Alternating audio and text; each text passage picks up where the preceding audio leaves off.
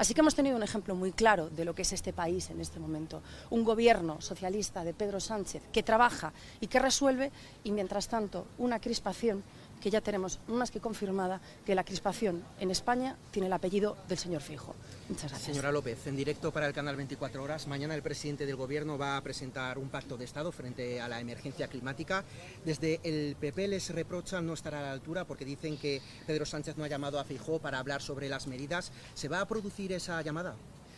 A mí me hace mucha gracia que siempre se pone el foco en lo mismo, y a mí me preocupan todas las declaraciones que han ido haciendo a lo largo de estos días, no solamente el señor Feijóo, sino todas las personas de su equipo, donde dicen que esto no, que esto simplemente es una cortina de humo, donde niegan la emergencia climática y niegan los efectos que tienen, normal, porque están pactando con negacionistas de Vox, y lo que tienen que hacer es dejarse de papeles donde ellos mismos reconocen, primero, que las competencias son autonómicas y por tanto suyas, segundo, donde además reconocen que cosas que ya se están haciendo, y no olvidemos ese papel en el que aparecían las anotaciones, donde si fueran aquello acotaciones diciendo esto ya existe pero hay que poner énfasis como si pareciera que no, y de verdad tener altura de Estado, ser consciente de la tremenda situación que estamos viviendo, de la emergencia que estamos viviendo, ser conscientes de que probablemente este verano haya sido el tráiler de todo lo que está por venir en los próximos años, y sentarse a trabajar.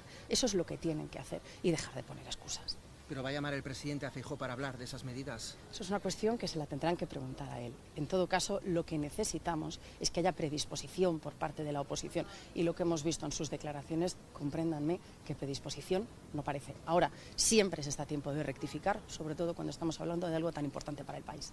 Los presupuestos generales del Estado es otro de los asuntos que va a marcar este inicio del curso político. El presidente prometió presentarlos. ¿Cómo van las negociaciones con los grupos? De momento no tienen los apoyos necesarios.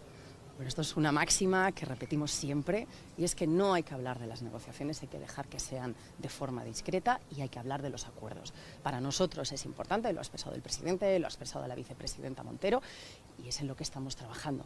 Ahora, también tendrán que explicar el resto de grupos políticos su posición, y por qué quizá pues están a favor o no de unas cuentas que estamos convencidos que serán muy buenas para el país. ¿Va a haber elecciones si no salen adelante esas cuentas públicas? Yo sé que todo el mundo de la oposición tiene muchas ganas de elecciones, pero en este país las elecciones son cada 4 años y hay que respetar la voluntad de los ciudadanos. Nosotros estamos aquí para trabajar, y es lo que estamos haciendo, y es lo que se ve la buenísima marcha de la economía. Hemos superado por fin los 22 millones de afiliados a la Seguridad Social. Por cierto, aquello que pedía el señor Feijóo hace 2 años, bueno, pues deseo cumplido. Tenemos el IBEX 35 en máximos, pues no sé, The Economist nos reconoce como la mejor economía del mundo.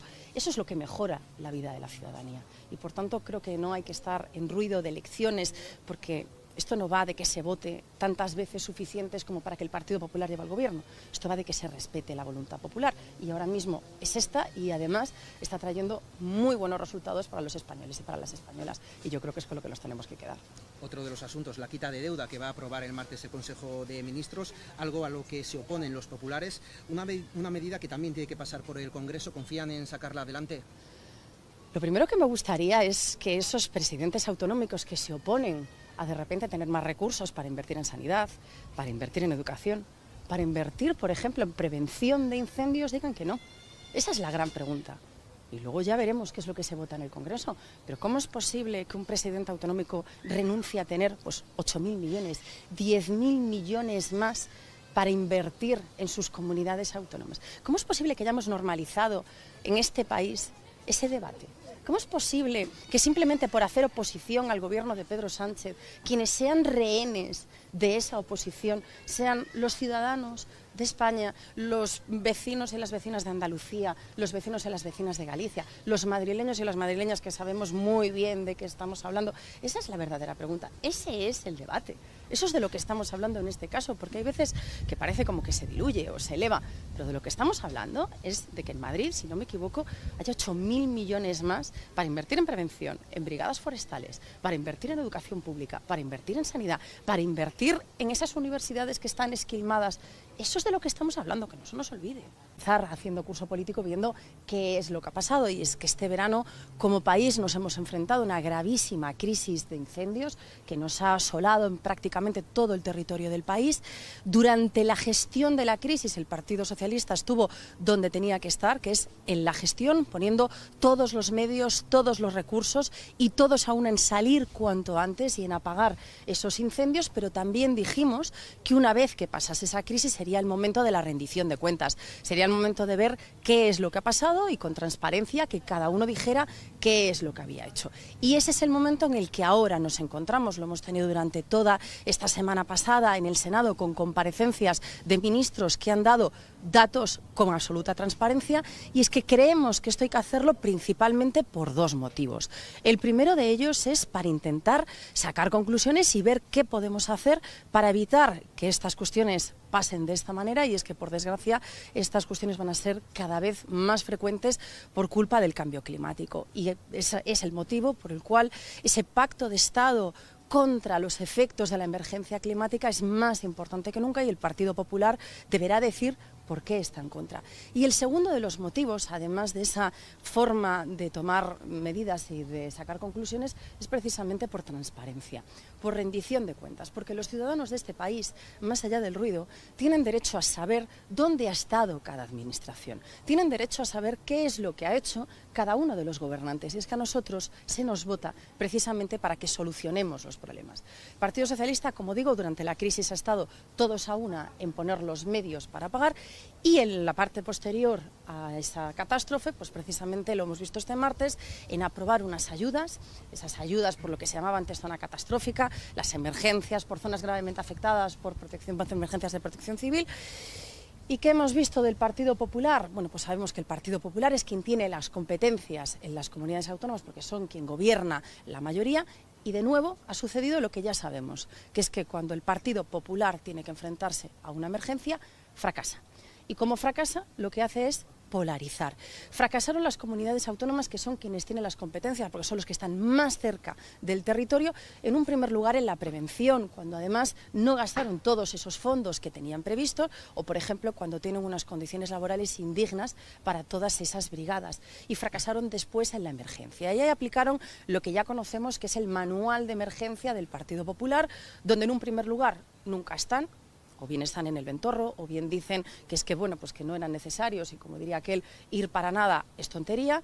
Y en un segundo lugar lo vemos también cuando de repente llega la crisis y son incapaces de hacer nada, y por tanto lo único que les queda es el ruido e intentar echar la culpa al Partido Socialista y al cha-cha-cha. Y actúan además con bastante deslealtad. Lo vimos con el señor Mañueco, cuando mientras estaba pidiendo medios desproporcionados, tenía guardados en el garaje no solamente medios propios, sino que parece que también medios del propio ejército, y lo hemos visto también con el señor Rueda cuando tenía bomberos que no estaban movilizados, y cuando vemos esos chats de los bomberos nosotros mismos somos los que nos alarmamos de cómo es posible que eso esté sucediendo. Entonces el PP, cuando tiene que gobernar, fracasa, y además ¿qué hacen las comunidades autónomas? Por un lado, los presidentes del Partido Popular son incompetentes, y el señor Feijóo no puede soportarlo. Y llega esa aportación, que son los insultos, que es la desinformación, y es pues el manual de estilo de un señor Feijóo que es incapaz de estar en el sofá de su casa viendo cómo quien está resolviendo la crisis de nuevo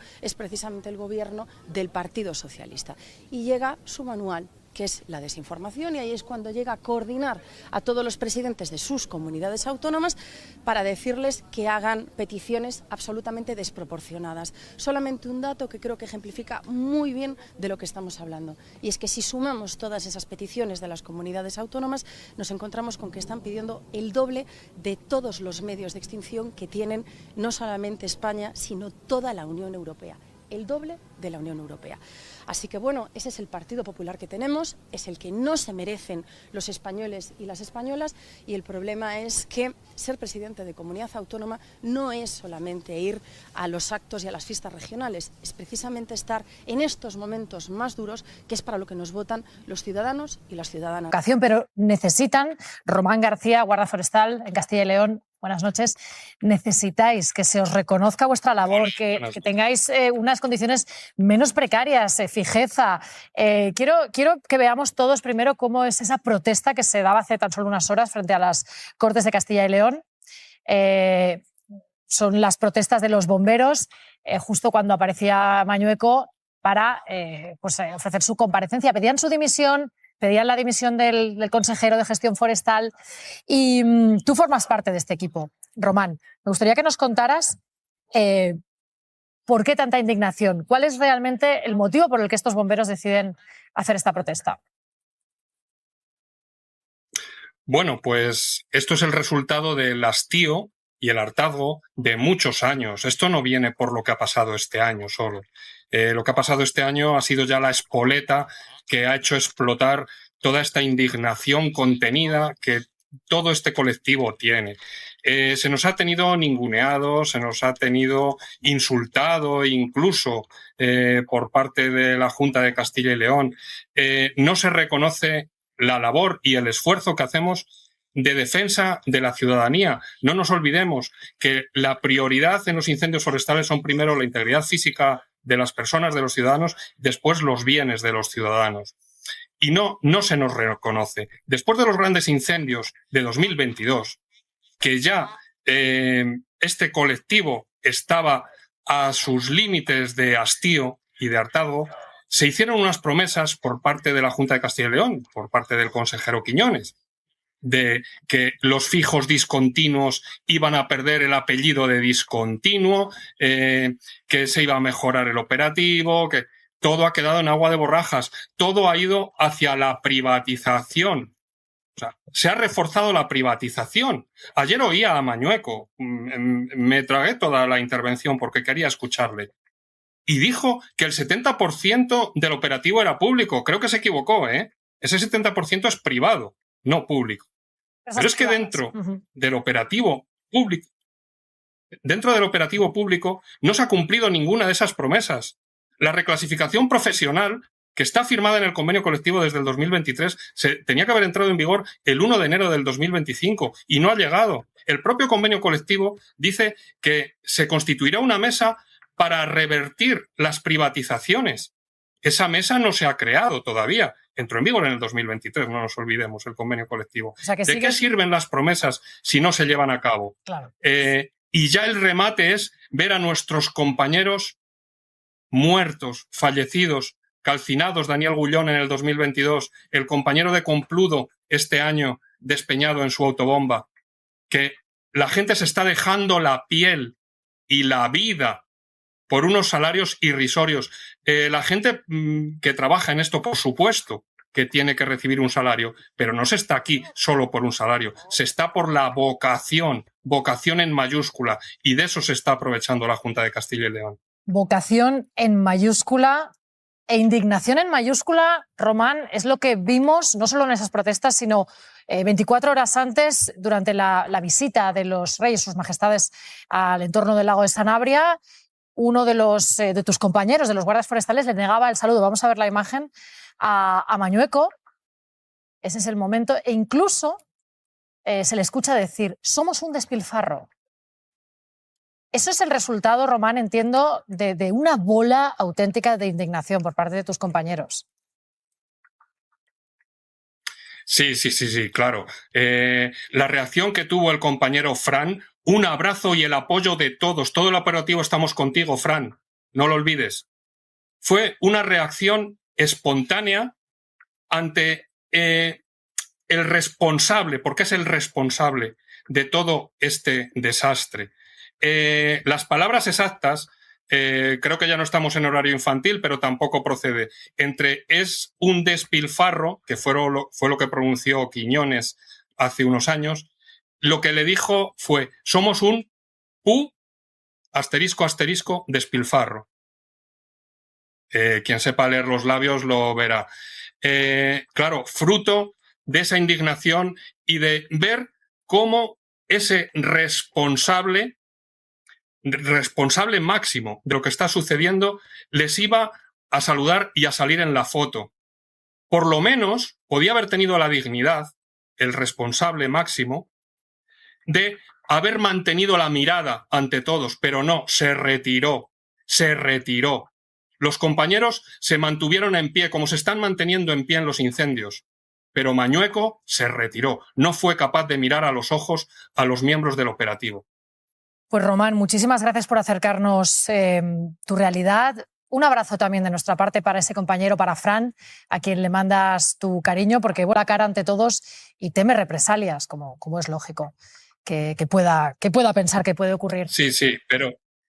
Sí. Si va a sufrir represalias, seréis los primeros en saberlo. A veces que les íbamos a contar, porque tú has hecho ese informe, lo que nos cuesta la tijera en cuanto a prevención de incendios. Nos cuesta a todos los españoles. Claro, lo que nos va a costar apagar, o quiero decir, extinguir definitivamente todos esos incendios y lo que hubiera costado prevenirlos. ¿Vale? Que es, digamos, lo más importante de lo que se puede destacar. Vamos a ver. Todo esto. Fíjate, lo primero, ¿por qué pasa factura? Bueno, vamos a hacer cuentas de lo que se ha quemado este verano, 400.000 hectáreas quemadas. En 2025, muchísimo. No, es muchísimo, con un coste medio de extinción aproximadamente de unos 20.000 euros por hectárea. Es decir, para apagar todos los fuegos de este año en España se han destinado en recursos públicos 8.000 millones de euros. 8.000 millones de euros, Verónica, para que la gente tenga una... Es una barbaridad. Es lo que se gasta la Seguridad Social en un mes para pagar las pensiones de jubilación. Madre mía. Eso es lo que nos hemos gastado este año ya, o nos vamos a gastar, en extinguir definitivamente el incendio, porque no solo es extinguirlo, apagarlo, sino recuperar luego toda esa zona que evidentemente claro, ha y quedado esto arrasada. Había que hacerlo porque estaban ardiendo muchas zonas de España. Pero eso es. La cuestión es, ¿qué hubiera pasado si hubiéramos invertido en esa prevención? Pues que, como se suele decir, es mejor curar, o sea, es mejor prevenir que curar. Antes que en este curar. caso que apagar. Evidentemente, ese refrán es así. Fíjate, el coste medio de la prevención de los incendios se encuentra aproximadamente en 2.000 euros por hectárea. Ahora vamos a hacer la comparación. ¿Y qué es lo que se hace en esa prevención? Pues evidentemente nuevos cortafuegos, más intervenciones durante el invierno. Desbrozar retirar toda esa maleza. Con drones, que también es muy importante, que se está haciendo también en muchos sitios, en muchas zonas. Labores de prevención en campañas. Recursos también de lo que te puede avisar la EMET, de lo que está por venir. Todo eso que se puede hacer durante todo el año en los montes cuesta aproximadamente de media unos 2.000 euros. Claro, espera, que estoy haciendo memoria, me has dicho 2.000 euros, pero es que extinguir costaba 20.000. Sí, por lo tanto, en la dimensión de lo que cuesta una cosa y otra, ya digo, el coste de extinción tiene que ver solo el uso de aparatos aéreos, 4.000 euros la hora los aparatos aéreos que se utilizan, los aviones, los hidroaviones, 4.000 euros la hora, toda la maquinaria y, por supuesto, todo el personal de brigadas o de bomberos que salen al monte a apagar todos estos incendios. Vale. 1 euro, me decías la comparación, 1 euro de prevención, 100 euros de extinción. Y a León, que es la comunidad prácticamente más grande de toda España, donde más posibilidades puede haber por todas las hectáreas que tiene, pues se ha reducido un 82% todo ese presupuesto en prevención. Recordando esas palabras de Quiñones, ¿no?, que decías que era un despilfarro tener a las brigadas durante todo el año contratadas. Bueno, pues ese recorte nos ha costado mucho dinero, como Castilla y León, donde no se puede decir que sea nuevo el Partido Popular, que lleva desde los años 80, ¿no?, gobernando. Sí, en 2009, según datos oficiales, en Castilla y León se destinaban más de 10 millones de euros a la prevención de incendios. En 2022, que es el último año del que hay publicado datos oficiales, la inversión era de 1,41 millones. Y en Castilla y León, que yo sepa, hay presupuestos. O ha habido presupuestos a lo largo de la última década. Por tanto, la razón, la explicación es otra, no que no haya presupuestos. La decisión es una decisión política que consiste y que gobierna y que defiende el Partido Popular en casi todos sitios donde gobierna. Es una apuesta política por empequeñecer, por encoger lo público. Lo hemos visto en la sanidad y en la educación en un montón de comunidades autónomas, y eso tiene un montón de repercusiones para la vida de la gente, pero siempre queda el resquicio del que al que le vaya más o menos bien en la vida se puede permitir, ¿no? Que es un poco la filosofía esta neoliberal de, oye, pues si puedes, págate la sanidad, págate la educación o págate las pensiones, y si no, búscate la vida. Y hay una parte de la población que si le van más o menos bien las cosas, pues se puede pagar en un momento dado un médico privado o un colegio concertado privado, o pagarse un plan de pensiones. Pero un bombero no te lo puedes pagar. Un bombero no te lo puedes comprar cuando se está quemando el monte o cuando se está quemando tu casa. Ni tampoco si viene una pandemia te puedes comprar, si eres muy rico, una vacuna para ti solo. Los impuestos, pagar impuestos y una política fiscal que sustente lo público tiene su sentido, y recortar lo público también tiene sus efectos. Y esto forma parte de un modelo muy pensado que ahora ya, en circunstancias como las que estamos viviendo, sí que tiene muchas implicaciones, como estamos viendo, para la vida de la gente. Y solo una reflexión más para terminar. Ha dicho también antes Margallo que no le importa absolutamente a nadie quién paga a los bomberos, que lo que quieren es que les apaguen el fuego. Bueno, yo creo que eso contribuye al lío, ¿no? A no saber quiénes son los responsables de qué. Y eso al final alimenta la antipolítica, porque antes también Santi decía que las crisis son, y estoy muy de acuerdo con él, y uno de los ejemplos más palmarios que tenemos en nuestro país es el actual presidente de la Generalitat de Cataluña. Las crisis son oportunidades también para que emerjan liderazgos. Salvador Illa es hoy lo que es, seguramente por su manera de afrontar la grave crisis del COVID. Pero lo que nos están señalando todas las encuestas sin excepción, desde hace un año hacia acá, en la Comunidad Valenciana, por ejemplo, es que quien recoge el beneficio de ese desastre natural es la ultraderecha, la antipolítica, al calor de ese mensaje de los políticos y las instituciones no valen para nada, esto es un Estado fallido, nosotros venimos a salvarte. Por tanto, sí es muy importante que la gente en su casa sepa de quiénes son las competencias y las responsabilidades, para que se señale precisamente a los responsables de que se recorte lo que al final nos salva la vida a todos. Los partidos políticos no dejan de ser también máquinas electorales y que están constantemente mirando cuáles son las encuestas.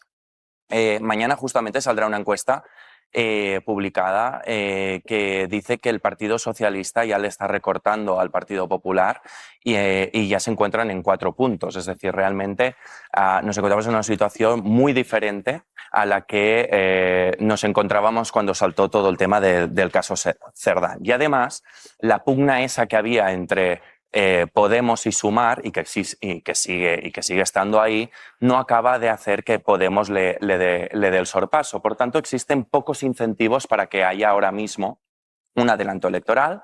El Partido Socialista sabe que Feijóo es un mal candidato y que se le hacen muy largas las precampañas, y ahí están los datos.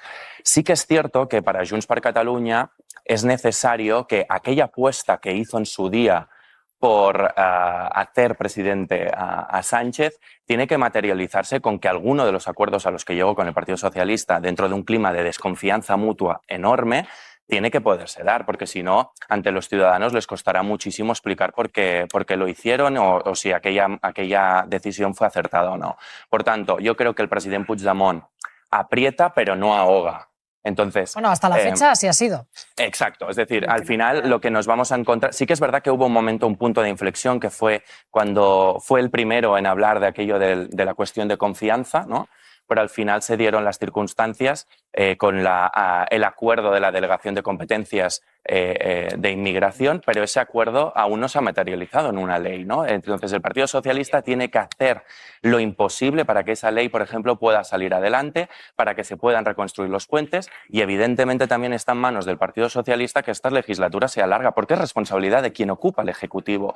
Y sería muy raro, yo veo insostenible que se pueda hacer sin unos presupuestos generales del Estado. ¿Junts per Catalunya está dispuesto a negociar unos presupuestos generales del Estado? Sí, sí que lo está, pero antes tiene que haber algún tipo de garantía de que van a ser los primeros presupuestos generales del Estado en la historia de España que cumplan con Cataluña, porque sistemáticamente no se cumplen.